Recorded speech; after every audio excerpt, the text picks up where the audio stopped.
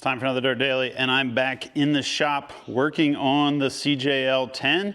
On this episode, I'm gonna put the rear suspension on, and then I'm gonna mock up the gas tank from a four-door JL to see if it will fit with this cab and the mounts that I have under there now.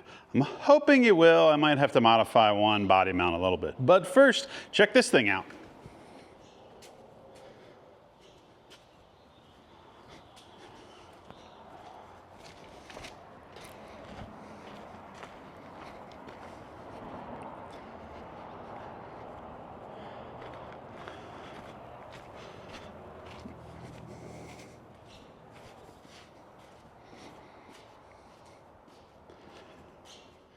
Remember how I borrowed my neighbor's forklift when I was lifting the big block into my CJL10?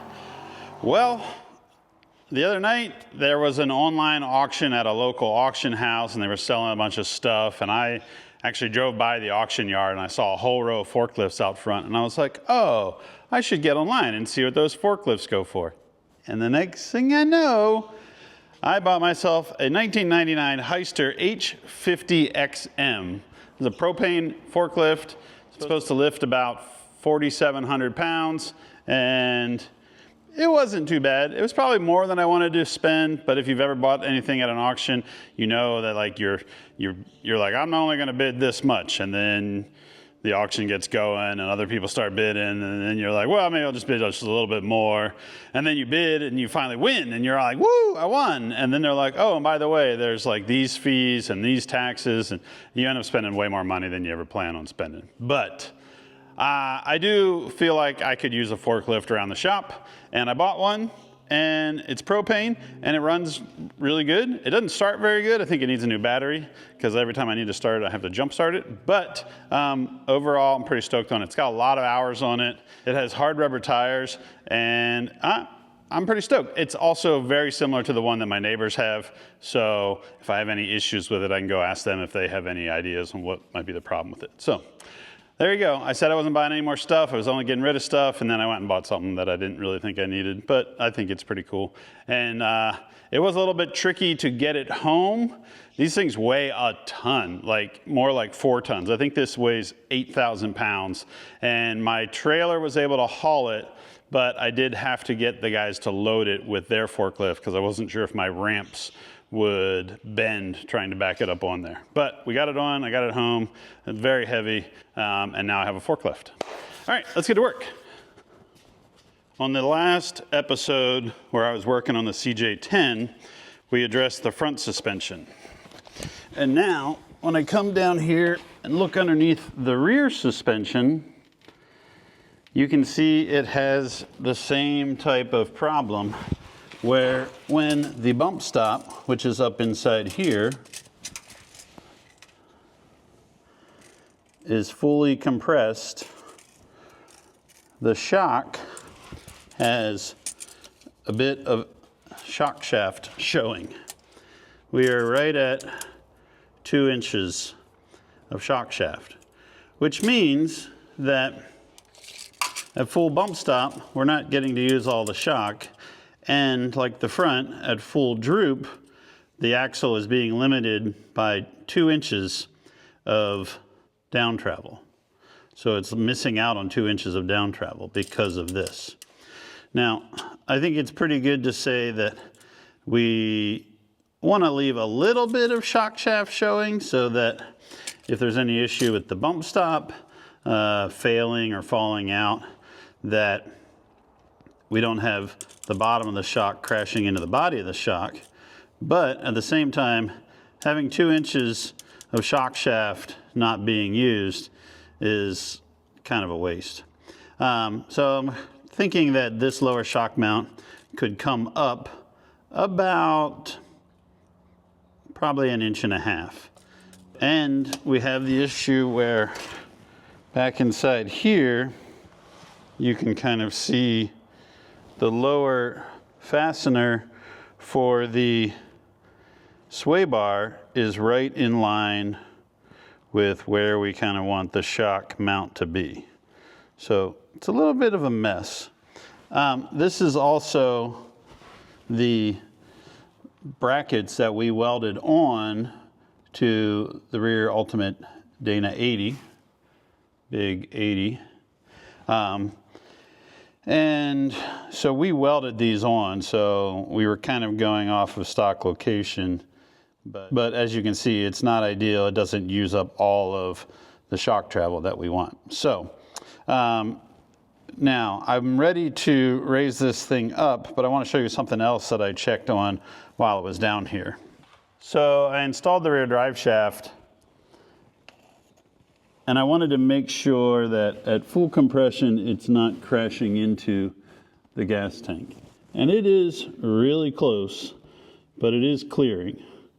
So I may want to space up this gas tank mount just a little bit, maybe put a 1/4 inch spacer underneath or in between these mounts and the gas tank so that it keeps it lifted up off of the drive shaft. Now, it's going to be very unlikely that the rear drive shaft is going to go all the way to full compression of the rear bump stops, because my bed design will have big tires crashing into the bed probably before the bump stops get fully utilized.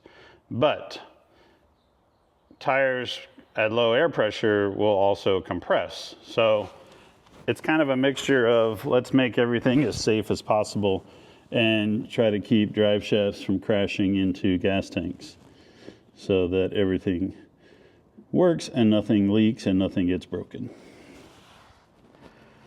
Basically, you want to clearance everything at full compression. I see a lot of people build trucks on the internet, Jeeps and stuff, and they have these massive shocks. Like they'll build a Jeep and they'll bolt on 12 or 14 inch coilovers, and they're like, they have the whole thing on the shocks in their shop. And I'm like, get those shocks out of there and put the thing down to full compression. Like that is where you want to build. That's where you want to clearance stuff. You want to make sure drive shaft's clear. You want to make sure engine doesn't hit axles, or how far up the tires are going to go. Like, are they going to get into the side of your body or your bed? And is it a concern? Everybody loves to bolt on their big massive shocks right off the bat, but I think it's important to make sure stuff clears without any shock and any spring in there, and then work up to putting your shocks on.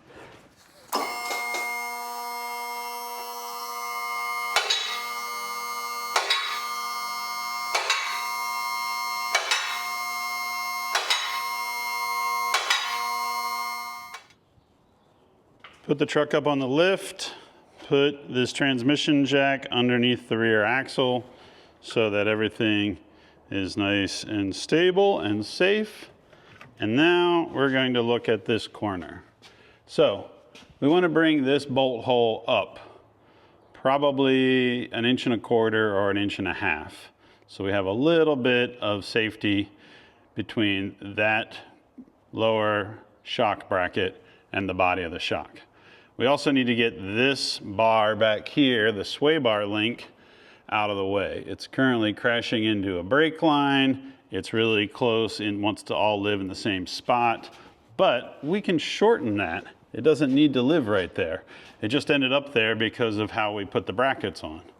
So I'm going to pull this shock out, lower shock bolt out, get the shock out of the way.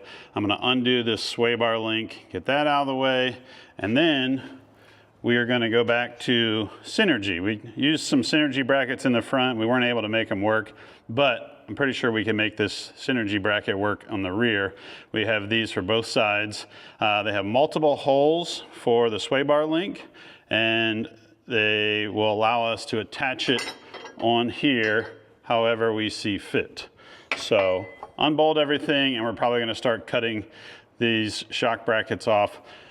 The other option is we could cut these off and just move them up and weld them right back on in a different location, but this also seems to kick the shock mount out a bit, like the bolt hole is farther out from this lower link mount.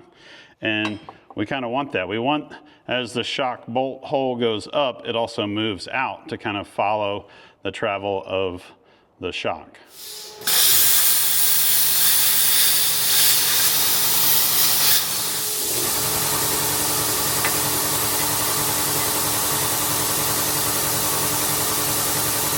I cut off the bracket that the sway bar link bolts onto, and I set this synergy bracket up here. And if I measure from the bottom of the hole to the bottom of the hole, we're looking right at 1 5/8 inches, which I think is pretty good. It'd be nice to leave a little bit of cushion in case anything happens with the bump stop. So now I need to figure out how I'm going to mount this on here. Is the sway bar link going to move to the inside?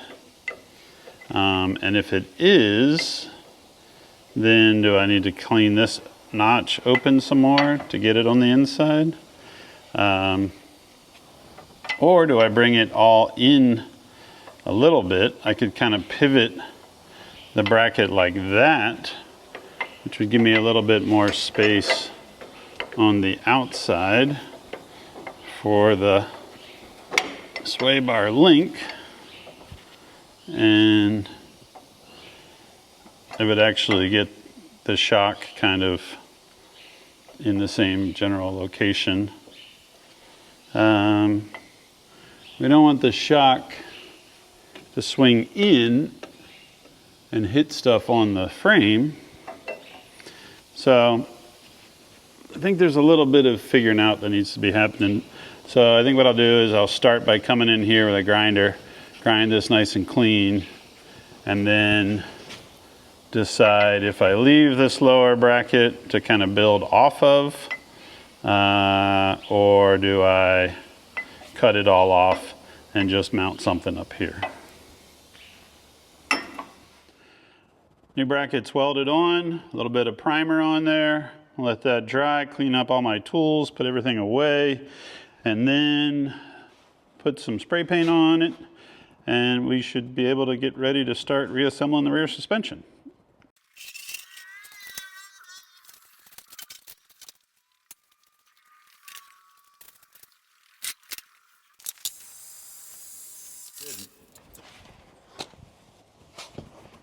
Oh, yes. Look at that. Fully bumped out. 1/2 inch of shaft showing. That's great. And on this side, fully bumped out. 3/8 of an inch of shaft showing. So everything clears, and nothing is crashing when it's fully bumped out. I like it. We are now going to be using all of the shocks. Oh, and one more thing. If you're wondering about sway bar arms, this is what you do.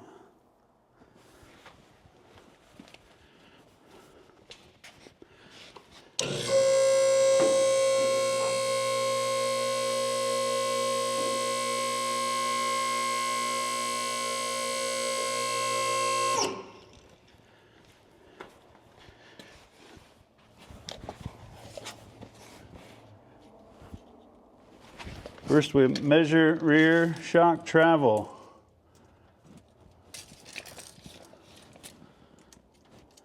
"10 inches, maybe 10 1/8.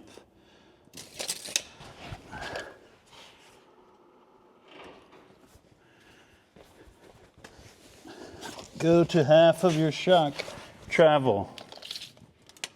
That's 6 1/4, so we want to come down another 1 1/4 inches. Now when we have 5 inches of shock shaft, basically half of our travel, that's when we want the link arms, the anti-rock sway bar arms, to be level. And Compared to the back part of the frame, I would say we are right there. You're not looking for the sway bar links to be level at ride height. You're looking for the sway bar links to be level at halfway from full droop to full compression. So we're gonna go with that for now. And also, when we go to full compression, we don't want the links to crash into the body. And we have cleared that because I took an inch out of both ends of the sway bar link to shorten it up the same 2 inches that we raised the shock mounts. Bring it down to full droop. Grab our flashlight. Make sure our upper link is not crashing into the bottom of the bed. And that's a wrap for today. Tomorrow, we're gonna put the coils in and we're gonna replace our rear links. Right now, all of our rear links are stock.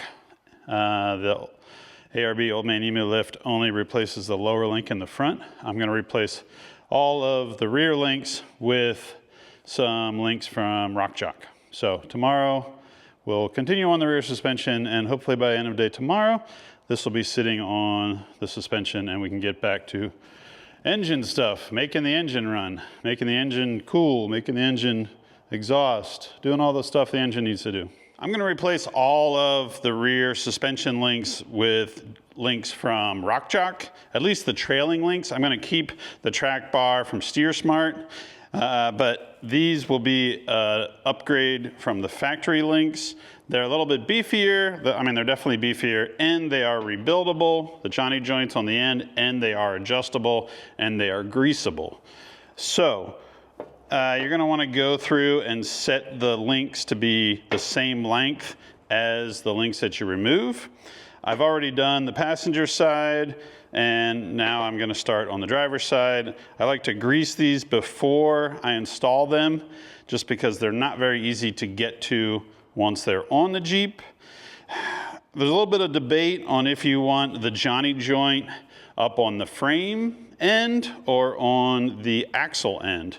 I'm gonna go with the axle end, even though I looked on the instructions and they said, like the photos they show have the joints up on the frame side.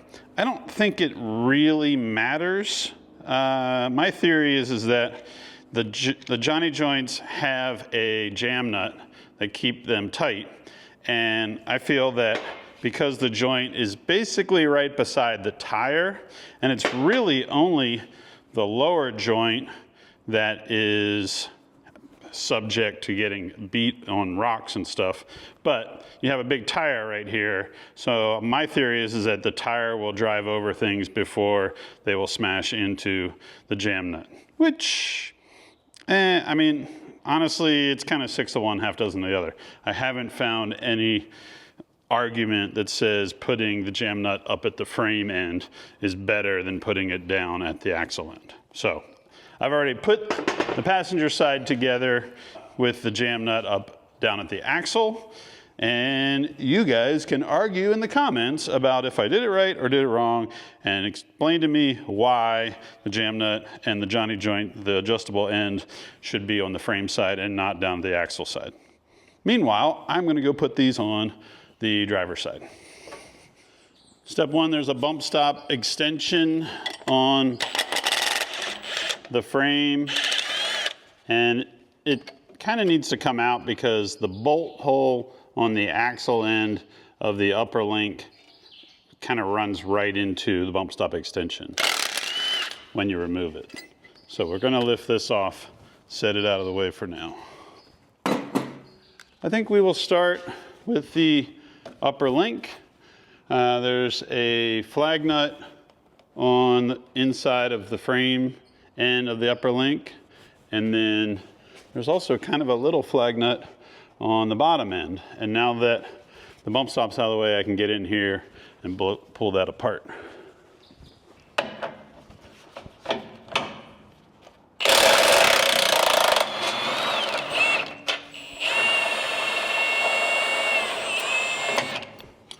That's the flag nut that goes up inside. You don't want to tear the whole suspension apart. You want to do one side at a time. Come inside here with my impact. See if we can get to this one.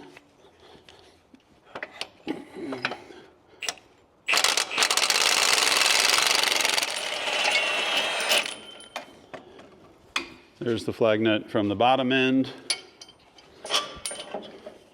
Now we're going to take this over to the workbench and make sure the replacement link, the one from RockJock, is the exact same length.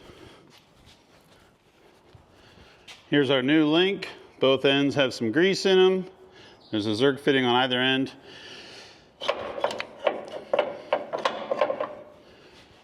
Now, on the passenger side, it was a little bit of a struggle to get the link mounts to line up, or to get the Johnny joints to go into the link mounts on the axle. Because remember, I welded all of these axle brackets onto this Ultimate Dana 80, and things may have gotten a little bit tight.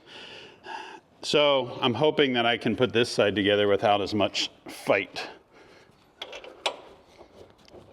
But I wouldn't be surprised if things need to get kind of shoved around a little. I like to at least get one end started. So, and there's a hole on the inside of the frame so you can see the bolt going through and make sure that it's lining up with the flag nut. Feed this up inside.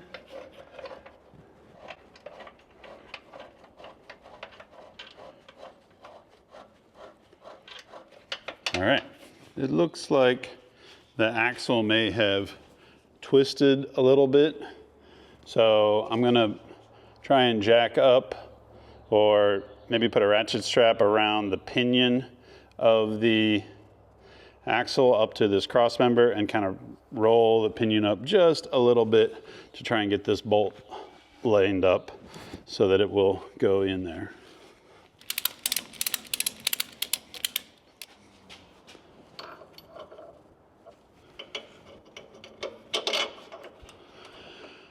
With a little bit of movement around with the ratchet strap, I was able to get both the upper and the lower joint or bolt into the joints. Everything is in a spot where it's protected. Again, I put the fixed joint up on the frame and the Johnny joint down here at the axle. It's kind of up to you which end you want to put that on. I don't think it matters. The uppers do have a bend in them, so you want to make sure you match the bend of the link that you took off. And I'm going this way. You can tell me if I did it wrong in the comments. Now I'm going to bust loose the lower joint or lower link, get it out. On the passenger side, I had to sand a little bit inside the welded on mount. I'm hoping that this one just falls right out.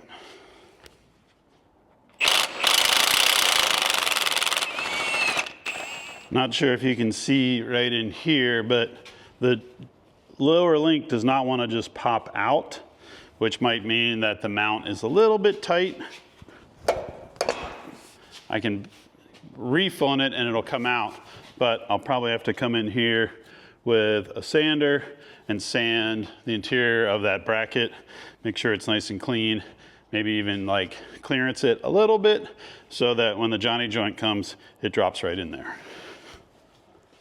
I found that both lower links, both of the RockJock lower links, are just a little bit longer than the stock link, even when you thread it in all the way. So if I loosen this up, I can probably go one more or almost one more turn, but then the Zerk fittings are not pointing the same direction.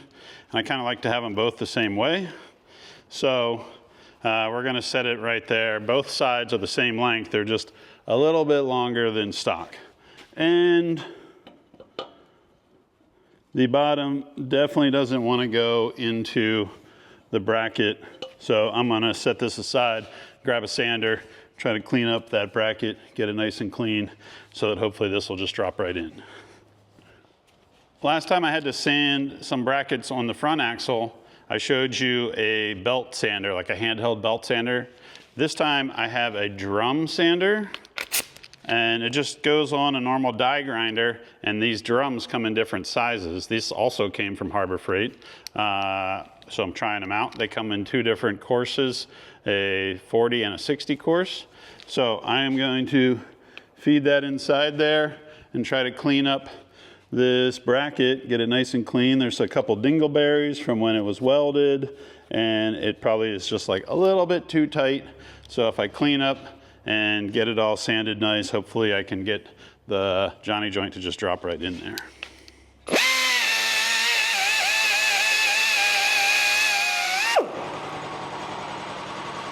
I also come to that front edge of the bracket, right where the Johnny joint slides in, and I put a nice bevel on it so that hopefully it helps guide it right in there.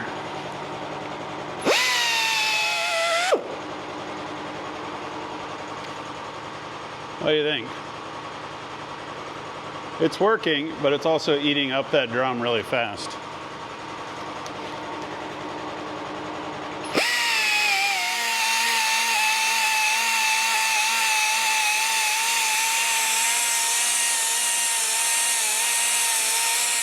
I sanded the inside of the bracket. I splashed it with a little bit of spray paint. I put some anti-seize just on the edge of the Johnny joint. So I'm hoping I can slide this in here and get the lower bolt started.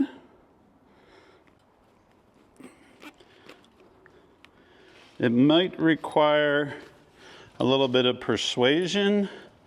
I'm going to use this dead blow hammer so I can knock on the end of it and try to beat it in there and get it to line up.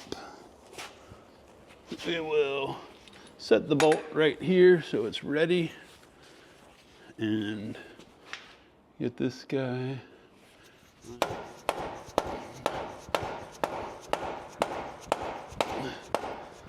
Oh, yeah.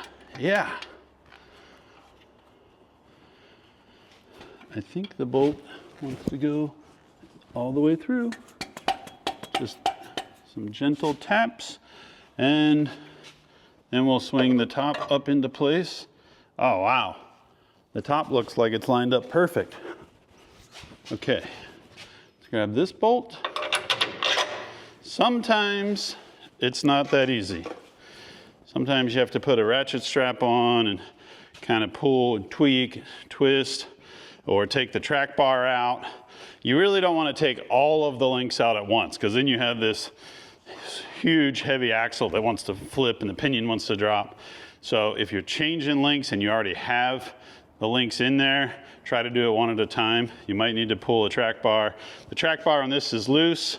All the links are loose, but I can start all of the nuts on them, on the link bolts. And now the next step is to lower the axle down, maybe even remove that track bar completely and get the coils lined up.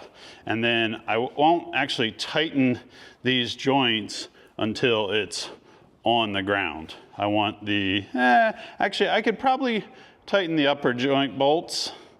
Because they're Johnny joints, they're not like a bushing, so the center of the joint can twist. So actually I take that back. You can tighten all of these joints, the bolts in them right now, and then we'll probably tighten the jam nuts once it's on the ground and I can really put a big breaker bar on it, or a big crescent or big wrench on it, and really reef on these to get them tight. All right, let's tighten all these things up. So what I meant was, if you just had bushings in here, like in the factory joints, you want to set the vehicle at ride height before you torque these down. By doing them with a bushing, the bushing can twist, and like if you tighten it at full droop and then you bring it up to ride height, the bushing is in effect twisting inside of the bolt and the bracket and the link. But because they're Johnny joints, they basically pivot around that center piece of steel in the joint, so you can tighten them now and they'll go to, they'll flex and move around as you go to ride height. Another upgrade you might want to do at some point is to come up with some beefy or lower link mounts on the frame. These are pretty thin, I mean, Jeep engineered them and they probably spent $1 billion bucks making a strong bracket, but at the same time, they're not designed for the type of abuse that this truck will probably see. That's kind of more daily driver abuse with some wheeling, don't get me wrong, but I think you could probably come up with a thicker, beefier bracket for the frame side. I'm not too worried about the upper one. That's less likely to get smashed into rocks, where the lower one, you're kind of gonna be hitting, if you're dragging a rock on the bottom of the frame rail, it's gonna hook right on this thing and maybe causing a problem. All right, where's that other socket? And then finally, don't forget to put your bump stop extension back on.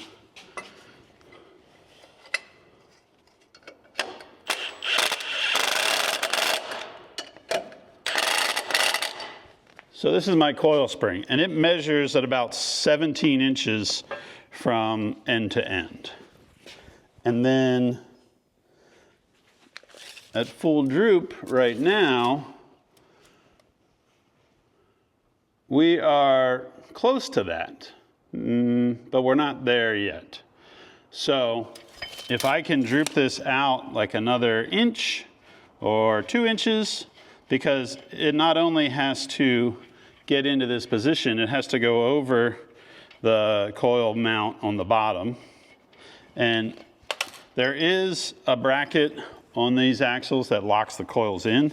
So I'm not too concerned about the coils falling out when it's articulating, but I do want to make sure that it's down as far as it can be so that I can get the coils in the first place.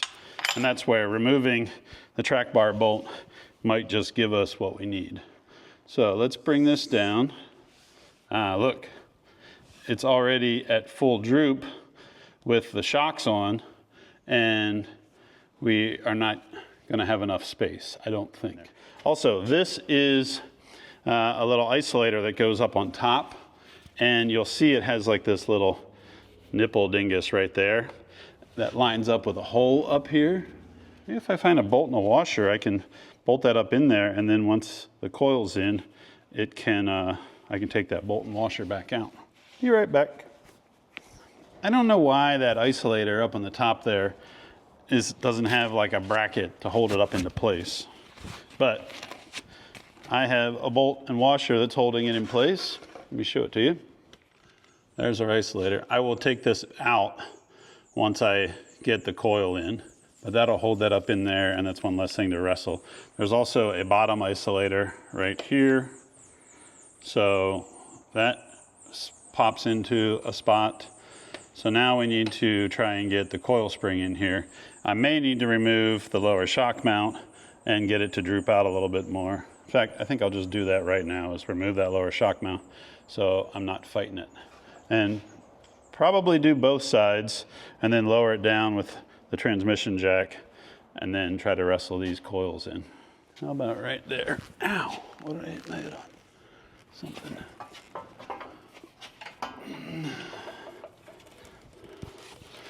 Oh boy, this thing, there we go, sweet, got it. All right, we got one side in. I'm going to grab the coil retainer, drop that down in here. Oh, sheesh, don't fall, big axle. I think, you know what, I love this big 1-ton stuff, but I kind of think that I'm excited to get back to my flat fender where all the parts are smaller because this thing's scary. Like if this thing falls off this jack stand, it's a lot of weight right there. All right, let's duplicate it on that side and see when we get that coil in without too much fight. Impact, remove shock.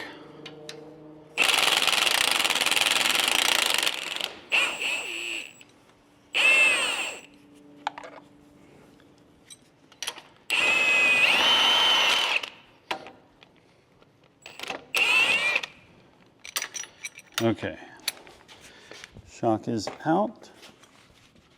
gosh. Guys, I have a product for one of you smart kids with a 3D printer. Make a little thing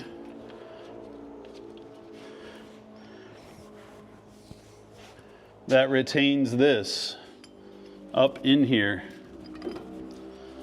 I'm using a bolt and a big washer and a little washer, but one of you kids with your 3D printers could probably print out like some sort of little clippy-do thing that pops in here and then holds that up in there. I don't, like if I was doing lift kits all day long and changing coil springs, these things are annoying. Like you try to set them on top of the coil, you try to wrestle the coil in there, they pop out, they bounce down. You get the coil in and then you look and this thing's laying on the ground underneath it. It's a bad design because it doesn't retain itself. Like this little nipple thing doesn't have a clip on it to like hold it up in there. So it's kind of dumb in that realm. I'm learning that the best way to do this is to put the bolt up through the bottom,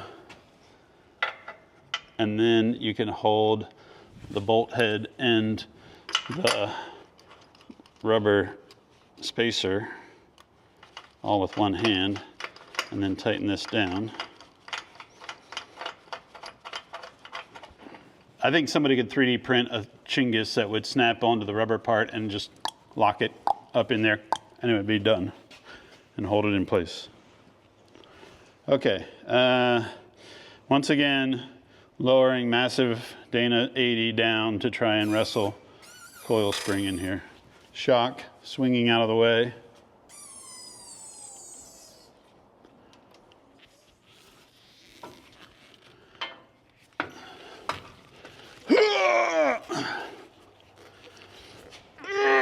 Oh yeah, look at that.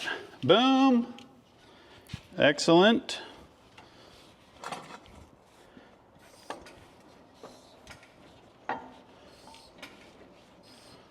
Bring this axle back up.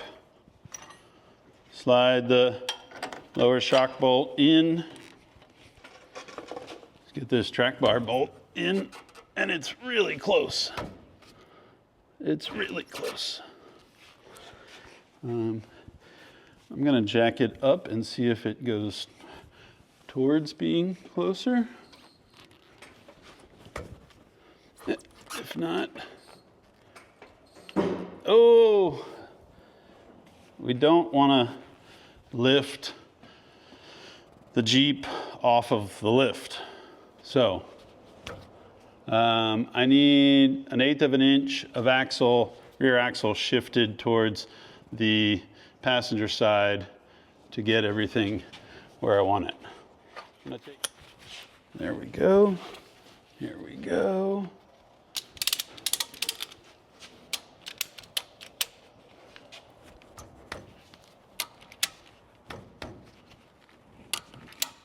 Look at that. 3 clicks and it went together.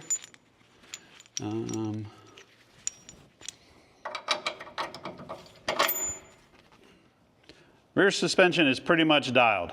The lower shock mounts have been raised up, so we use all of the travel of the shocks now. The RockJock anti-rock sway bar are adjusted so that halfway through the travel of the rear suspension, the upper arms are level. Coil springs are installed with the retaining plates on the bottom and the isolators up top. Brand new RockJock suspension links all the way around. Again, you feel free to argue if I may put them in the right way or not. I put the removable Johnny joints at the axle end. My idea is that you're gonna have a big 38, 40, 42, some giant sized tire here to kind of protect those. So the lower one, I guess you could smash it into rocks, but I don't know. I think it's best to put it this way. I don't know. You can tell me in the comments below if I put those on backwards. Track bar's back in. This is the Steer Smarts Yeti XD massive track bar. That bolt on the track bar, I did not 100% tighten yet. I will probably tighten that when its tires are on it and it's sitting on the ground. Coils are in, bump stop extensions are in. Basically, I think everything is done on the rear suspension, which is good because I can put tires on it and I can roll this thing around and we'll start getting some idea. Oh, the next thing I want to do is see if we can fit a auxiliary gas tank, which would actually be the stock gas tank, over here where it would go in front of the axle on the passenger side. So let's drop this thing to the ground, put tires on it, have it sitting on its own weight, and then we will dive into gas tank tomorrow.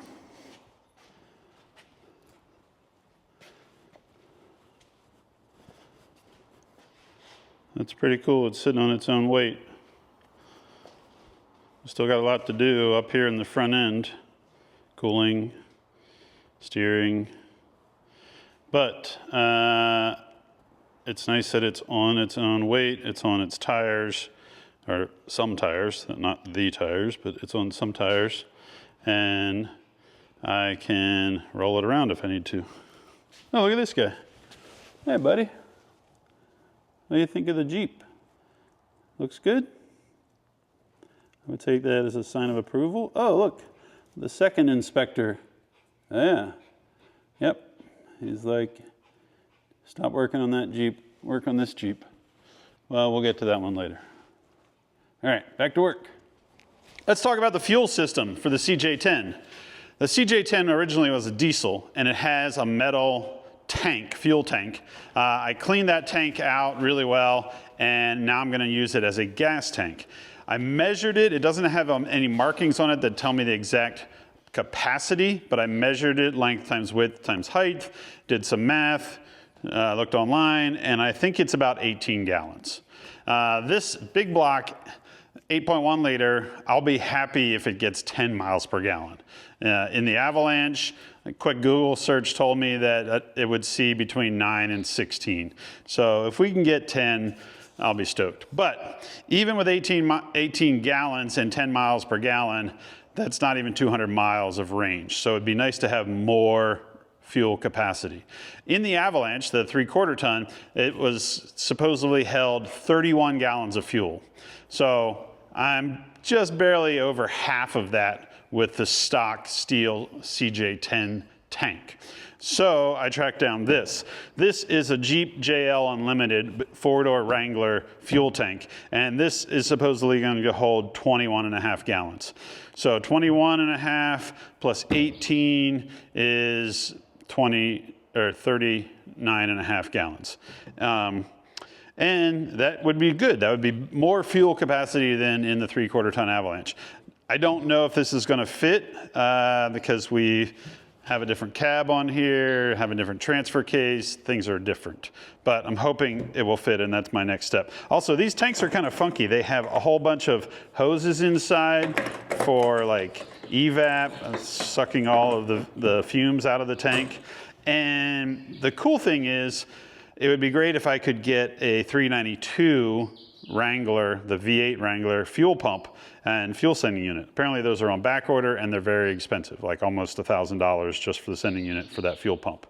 So my other idea is get the fuel sending unit for a V6 Wrangler and then change the pump out on the sending unit and maybe actually get the pump that goes with the 8.1, like from the Avalanche. And then I know I have a pump that is matched to this engine, and maybe I can mount that in here, and then I can have enough fuel pressure and volume to run this engine. And then somehow either have the auxiliary tank, the steel tank, feed into this tank, or it kind of wires in and then could run the engine as well. I prefer an in-tank fuel pump. The fuel pumps stay cooler, they seem to last longer. It's harder to change if you have a problem, but hopefully we don't have to change it because it's submerged in fuel and staying clean and cool. This tank was very filthy when I got it. It had been sitting outside without a sending unit on it. I pressure washed it. Now it's got a bunch of water in it. There's not an easy way to drain this tank. It doesn't have like a low point with an opening. So I'm probably gonna have to get a little pump in there and pump all that fuel or that old dirty fuel water out so that it's not sloshing around. Because there's a lot in there. There's probably like 2 or 3 gallons in there. So I'm gonna clean this out and I'm going to grab the skid plate that goes underneath it. I'm gonna mock the skid plate up in the frame rails, just kind of eyeball things, see if it will even mount the way it used to. Because if you recall, there were some cross members in the back that I have removed, and now I might need to modify or build some things to hold it up in. So today, for the rest of this episode, I'm just gonna mock this thing up, get some ideas, and then we will revisit it. Hopefully this tank will work and we will have plenty of fuel capacity, and so that if we're on a long trip like the Unreal Adventure type trips that we go on every year, we want to be able to run more than 180 miles on a tank of fuel. I don't know that it's going to work out that way. I don't even know if this will get 10 miles. It might get 5, it might get 4, who knows. Hopefully it gets 10 miles per gallon. And I mean, it would have been great to have the diesel fuel economy, but the diesel didn't even push this thing around at all. So that's one of the trade-offs of going to a big block. Let's mock up this tank skid plate and see what we find. This is the fuel tank skid plate for a JL 4-door.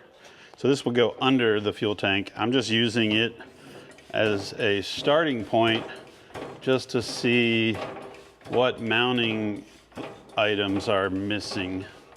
And it has 3 bolt holes on the frame rail on this side. And it looks like I might already have a problem where the lift arm is in the way of one of the bolt holes. But we're gonna start by going up and seeing what else is hitting or needs clearance. It looks like the front of the skid plate goes to a bolt hole right here in the cross member, and this is the aftermarket cross member that I'm using, and the bolt hole is still there, so that's good. So if I move this back enough, I'm definitely hitting the lift arm. And in order to get this one to line up, we're gonna have to move some stuff around. So we're gonna bring this all back down and relocate this lift arm probably like right here in between the two. And then I also see this right here is a body mount that we installed. We put this here. Both of the rear cab mounts are on the inside of the frame. And if I'm gonna use this fuel tank, I'm pretty sure this is gonna have to be cut off and relocated. Maybe to the outside of the frame or something. So the other thing I need to figure out is if I have the skid plate up in there and it bolts in where it's supposed to, is the tank gonna hit the bottom of the tub or this steel tank that is from the CJ10? But step 1, let's get this arm moved so that I can mock this all the way up again. Yeah. The other thing that's kind of cool is that Next Venture Motorsports, the same company that makes this cross member, also makes a beefy fuel tank skid plate. In fact, there's a lot of companies that do. But if I can make this one fit, then I can probably make an aftermarket gas tank skid plate that's much beefier fit. So hopefully we can get this to fit up in here. It'll be really nice to have additional fuel capacity. All right, let's move some things out of here.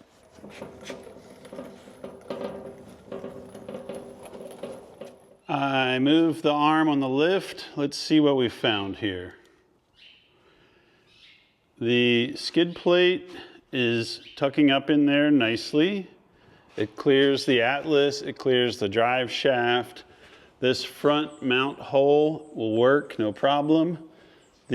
All three of the mounting holes on the passenger side frame rail look like they will clear no problem. There's another one that's kind of back in here amongst all of the links, and that will clear no problem.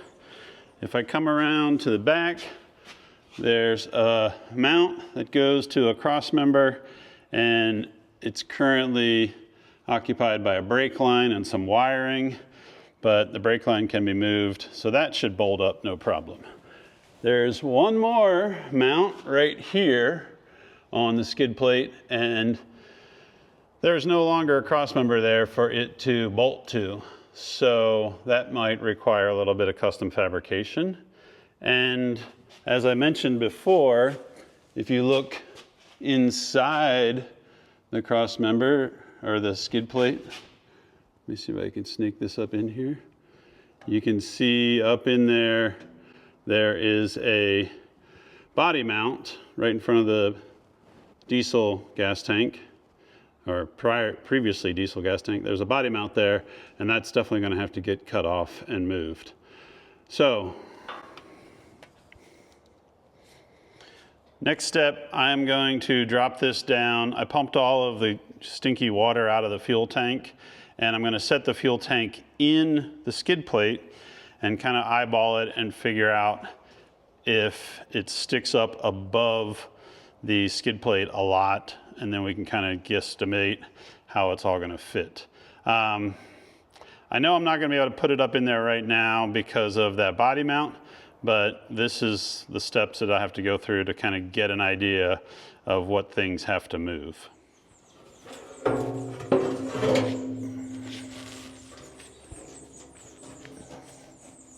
I had another idea. I wonder if the two-door Wrangler gas tank would work in here. Or I wonder like if it would only fit back here, like if I could maybe save some clearance issues with that. Right now, I kind of marked it. Right in this area is the CJ10 tank, so it hangs right in this area.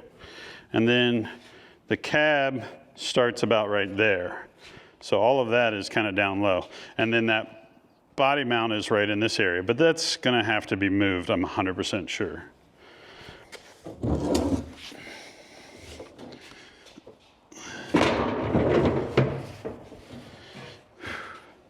This thing is nice. It's pretty low. It doesn't protrude above any of these mounting points really. So I think it's really good. I think I'm going to wrap up this episode. It's going kind of long, but I did the research that I need to. Two things. Well, a couple things. First of all, if you know of a four-door Jeep Unlimited fuel tank that's clean inside and it has the sending unit still installed somewhere on the western side of America, I would be interested in it. This one isn't bad. I could probably make this work. The filler neck has like some chips out of it. It's kind of filthy inside. It's going to take a bit of cutting all these old hoses out and cleaning it out. So I'm not going to not use this one, but if somebody has a clean one, like one that has come out of a wreck and I could get it for a relatively good deal, I would be interested because that would be much easier. I think some people take these out and put aftermarket tanks in, but then they keep the fuel sending unit. So if you know of one that's complete and clean, and I could buy it or trade you something cool for it, I would be interested, especially if it comes with a skid plate. Actually, I don't need the skid plate. I have a skid plate. Or a two-door. I don't know if the two-door would really help me because I think this will all fit. It'll be tight, but I think it will all fit, and I might as well go for the bigger tank because then I can have more fuel capacity. So until I read in the comments someone that says, hey, I've got one, let's make a deal, I'm probably going to move forward with this tank and try to track down a fuel sending unit. But I think I'm going to wrap it up for this Dirt Daily. I got to mock this up. I got to cut off that body mount and figure out a new style body mount, but I also want to put a roll cage in the cab. So maybe I will integrate body mount, roll cage, and get those body mounts out from inside of the frame rails and maybe build into some rocker protection and everything. So it's kind of like 3 steps forward, 3 steps back, scratch your head a bunch, go get a coffee or some other beverage, and then come back to your project. All right, I'm pretty stoked. I think we got some work done on this thing. It was kind of like a lot of underneath assembly, disassembly, cutting and grinding. But did I tell you guys, I got a forklift. How cool is this? I've now owned this forklift for about 5 days. I haven't forked anything with it. I feel like I should just take it out back and lift some things up and down because I bought it and I should use it. That's it for this Dirt Daily. We'll see you guys next time. Get yourself a forklift. They're rad.